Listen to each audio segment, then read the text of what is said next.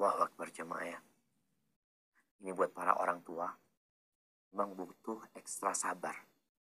Karena sering sampaikan kepada istri anak, Ana minta sama istri, tolong anak-anak diajak kerja, diajak bersih-bersih seperti itu. Memang kalau nyuruh anak itu jadi lambat. Kalau dikerjakan sendiri sama maknya cepat selesai.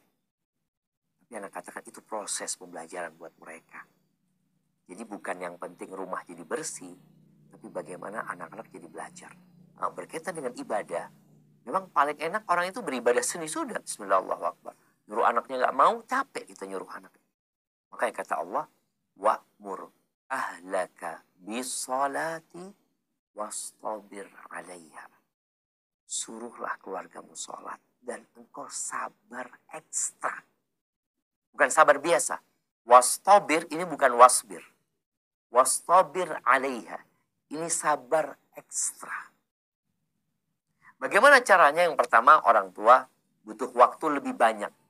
Lebih panjang. Mau nyuruh anak itu kadang-kadang harus dirayu. Karena anak ini disuruh sejak umur 7 tahun ya. 7 tahun, 8 tahun, 9 tahun, 10 tahun nanti dipukul. Ketika dia nggak mau sholat. Proses 3 tahun ini, ketika mau masuk waktu sholat, memang sebelumnya harus sudah mulai berusaha. Mamanya, anak rasakan ketika anak ngajak anak-anak yang nomor 5 untuk ke masjid, pas waktu adzan atau setelah adzan, kadang-kadang telat. Karena ada proses yang harus kita lakukan, merayu dia, ayo ini itu, nanti dia berangkat ke kursi depan, tidur lagi di sana, macam-macam yang terjadi jamaah. Maka kita harus punya spare waktu untuk ngajak dia. Kalau bicara memaksa, tadi disuruh lagi, mungkin kita perlu cari kawan buat dia. Yuk, ajak mamanya ke masjid. Anak perempuan, Ustaz kan nggak disuruh. Iya, tapi kadang-kadang kita butuh mengajak dia. Yuk datang ke masjid, lihat teman-teman yang pada sholat. Sehingga dia tertarik untuk sholat. Kemudian dia perlu duduk sama itu anak. Cerita, kenapa sih kau suruh sholat? Ajak dia ke tempat orang-orang kena musibah. Ke tempat orang kena bencana. Sehingga kita ajak tuh, kita harus bersyukur sama Allah, dikasih nikmat. Allah nyuruh kita sholat nggak banyak gitu ya. Intinya perlu kesabaran dan butuh spare waktu ketika kita sedang merayu sama dia.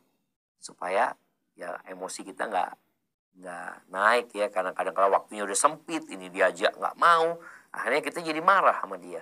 Tapi tadi kadang-kadang butuh waktu, merayu, main sama dia. Semoga dengan cara itu dia mau sholat. Barakallahu fiik.